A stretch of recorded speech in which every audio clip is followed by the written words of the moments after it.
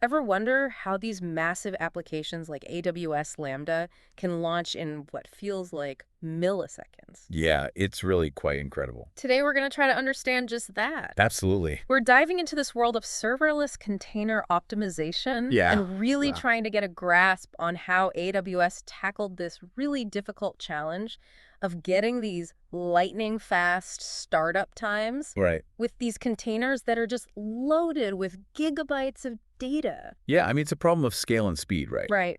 AWS Lambda can launch something like 15,000 containers every second.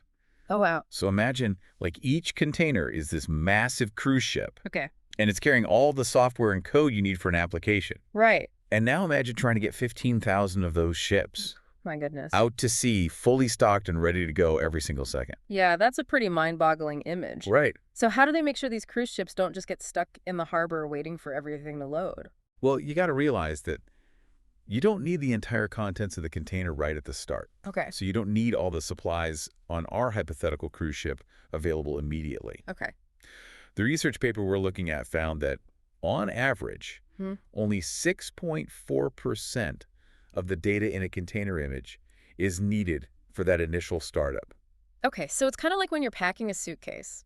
Exactly. You don't unpack your entire suitcase the second you get to the hotel room. Exactly. Right. You just pull out what you need right then Yeah, you get the essentials. and then leave the rest for later. Right, and just like you wouldn't carry your entire wardrobe in your carry-on. Right.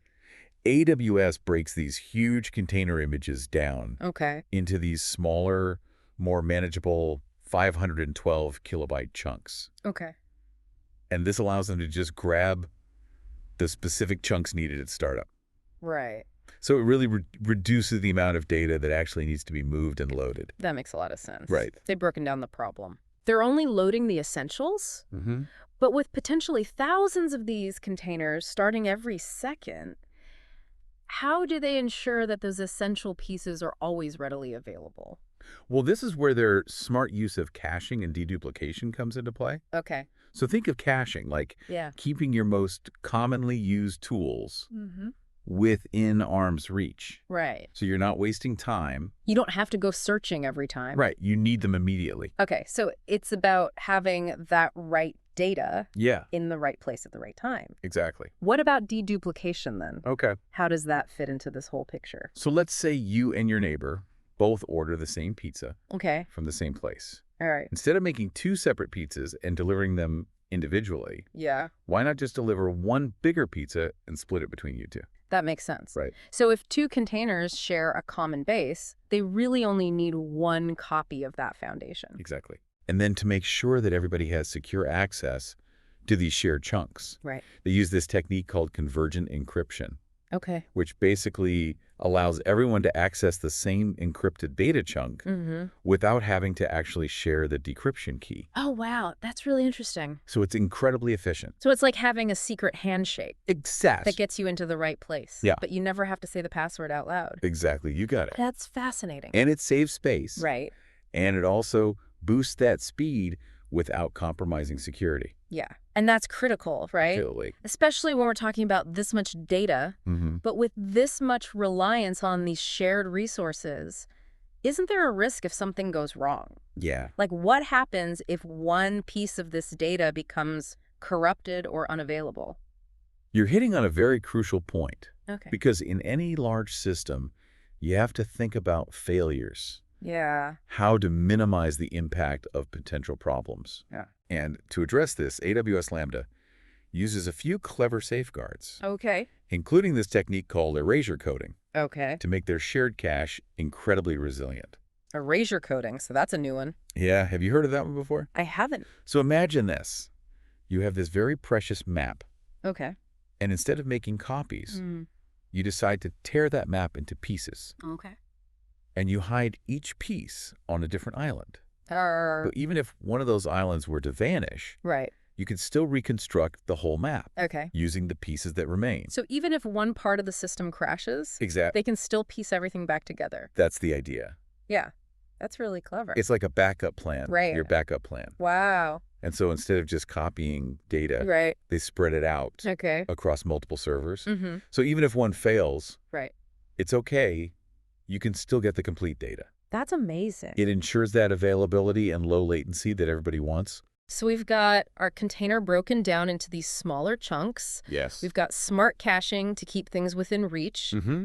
deduplication to avoid redundancy, Right. and now we have erasure coding Exactly. for this extra layer of protection. That's right. Is there anything else that they're doing to optimize this whole process? Well, all of that's about making sure that the data is readily available Right, when it's needed. right. But to make the actual access even faster, Yeah, they have this three-tiered caching a system. 3-tiered caching system. Okay. Think of it like this. Okay. You have your immediate workspace Mhm. where you keep the tools you're actively using right now. Right. That's your level 1 cache. Okay, so that's level 1. Your fastest but smallest cache, Right. specific to you. Okay. And then you have level 2, Which is like, kind of like a well-stocked pantry, okay. a larger cache Mm-hmm. shared by other workers Right. in your same area. Okay. And the thinking is that if you need something, someone near you probably has it already. Gotcha. So you don't even have to go that far to get it. And then that third level, Level 3. is that like the grocery store of the caching system? You got it. The origin storage, Okay. Amazon S3 in this case, Okay. reliable, Mm-hmm. but obviously the furthest away. Right, because you have to go all the way to the store. Exactly. Okay. But because of those first 2 levels, Right. those trips are kept to a minimum. That's really clever. Yeah, very smart. So it's like having this whole supply chain Mm-hmm. that's optimized for speed. Yep. And it makes sure that all those essential container components are always within easy reach. Exactly. Wow. And, this whole intricate system is really a testament to their commitment to optimization. Yeah, it really is. Like they're constantly trying to make things faster, more efficient, Right? and incredibly reliable. Yeah. And in fact, remember how we talked about HUSI earlier? Yes, the user space file system? Yeah, that they were initially using. Right. It turns out that even with its advantages, Right. FUS was adding a bit of a performance bottleneck. Oh, really? Yeah, so they're moving to a more efficient approach. Interesting. Now, they're using user fault FFD and a map. That seems really technical. It is a bit, yeah. What's the benefit of using those? What were they called again? User fault FD and map. Okay. Essentially, they give AWS this finer grain control over memory access, Okay. which lets them handle page faults, Mm-hmm. which basically those moments Right. when the system needs some data, Yeah. that's not immediately there, Right. with incredible speed and precision. Okay. So it means even faster container startup times. That's incredible. Yeah, they're constantly iterating, Right. refining, Mhm. even on a system this complex. It's really cool to see that drive Yeah, to constantly make things better. absolutely. And, it highlights their dedication to pushing the boundaries of Oh, what's yeah. possible. But with all this talk about these technical details, Right. I'm curious, what does this all actually mean for the average user? Yeah. Like, why should we even care about how containers are optimized if we can't see it? It's a valid question. Right. But ultimately, these optimizations Mm-hmm. make everyone's experience smoother and more responsive. Can you give me some, like, concrete examples? Of course. Okay. Faster container startup times means Yeah. less waiting around Right. for apps to launch or services to become available. Mm-hmm. Imagine being able to access your favorite app Okay. Yeah. or a work tool instantly Right. without that frustrating delay. Yeah. I can definitely get behind that. Right. No more staring at loading screens. Exactly. That's a win in my book. Absolutely. And I think we can all agree on that. Are there other benefits too? Yeah, absolutely. Okay. This level of optimization Mm-hmm. also means that there are reduced costs Oh, wow. Huh? for AWS and developers building on their platform. Interesting. And with fewer resources being used, Mm-hmm. it's good for the environment as well. So it's more efficient, more cost-effective, and better for the environment. That's right. That's amazing. A triple win.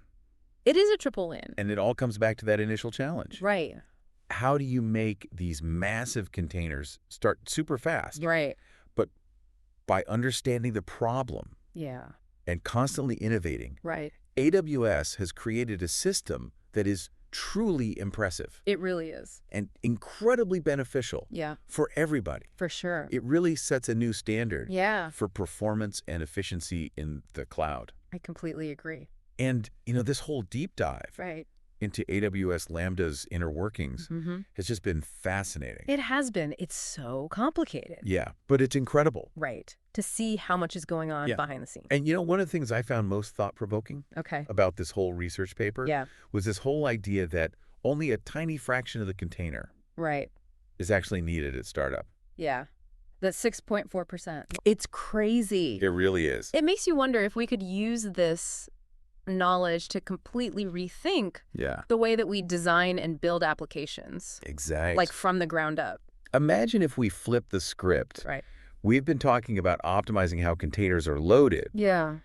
but what if we design the applications themselves Right. to work with this on-demand approach? That's a really interesting thought. Right. We've been so focused on the container itself, but we haven't really talked about what's inside. It's like we've been optimizing the shipping container, Right. but not thinking about how we pack the boxes inside. Exactly. So what if we could make those boxes fit perfectly Right, so yeah. they're ready to go? And then they can be unloaded. Exactly. It's a whole new way of thinking about software development, Right. where speed and efficiency are just built in. Yeah, it's like opening a door to this whole new era Exactly. of software development where those things just exist. Yeah, they're just expected. Right. It's mind-blowing when you think about it. It is. It's really mind-blowing. We started this deep dive wanting to understand Right. how AWS Lambda achieves these amazing speeds Yeah. and efficiency, Mhm. but we've stumbled upon Right. this whole new set of possibilities Right. for the future of software development. Which is really cool. It is really cool. It just shows you that even highly technical advancements Yeah.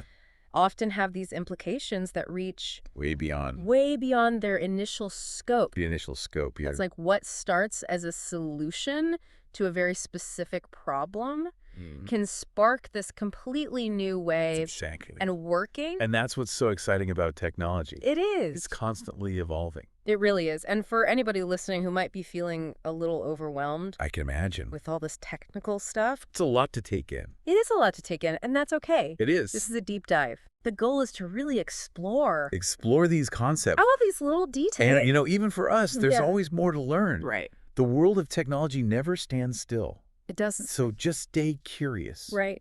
Don't stop asking questions. And on that note, I think it's time to wrap up this deep dive Okay. into this fascinating world of AWS Lambda. It's been fun. It has been fun. Until next time, Yeah, thanks for joining us. keep exploring those questions We're there. and pushing those boundaries. We'll see you next time. With later. So it's like having this whole supply chain Right. optimized for speed, Yeah. make sure that all of the essential components of these containers are always in reach. Precisely. And it's a testament to how much AWS really prioritizes this optimization. It really is. They want to make things faster, more efficient, more reliable. Yeah. And we were talking about HUES earlier. Yeah. That user space file system they were using. Right. They found that even with the advantages, Okay. it was actually creating a little bit of a bottleneck. Oh, really? Yeah, so they're actually transitioning to a new approach. Interesting. So what are they moving to? They're using user fault FD and map. User what? User fault FD. Okay, and map. Okay, that sounds complicated. It's a mouthful. It is a mouthful. But essentially what it does is it gives AWS this really fine-grained control Okay.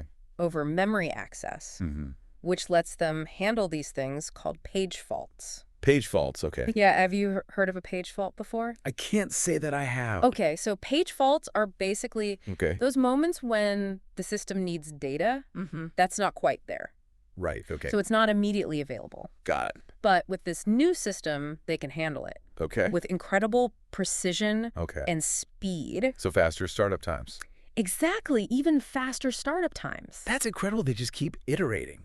It's amazing. It's really cool. They just keep refining these systems. Yeah. Even on a system this complex. And that's what I really like. Yeah. Is that dedication to constantly improving. It's really impressive. It really is pushing the boundaries. Absolutely. But with all this talk about technical stuff, what does this actually mean Yeah. for the average person? Right. Like, why should I care? Right. Why should any of us care? If I can't see it happening. Exactly. Right. It's a fair question. Yeah. But ultimately, all of these optimizations, they just lead to a better experience for everyone. Okay, so how so? Well, for one thing, Yeah. faster container startup Okay. means that people are spending less time waiting around for their apps to load. Right.